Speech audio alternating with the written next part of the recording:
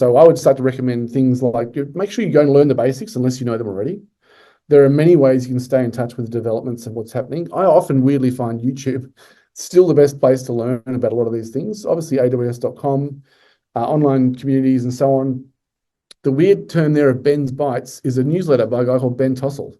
He sends out an email newsletter every day. It can be a bit technical, but it does point you to articles in things like Forbes and Bloomberg about recent developments. So I'd encourage you to try and have a look for that.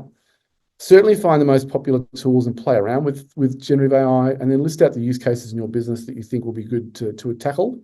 But also find a technology partner. It could be anyone, right? Development partner, you've already got a software partner to help you scope and experiment. Find someone who has that expertise that can sit next to you and help you work that out on a whiteboard and flesh out what you think you should do.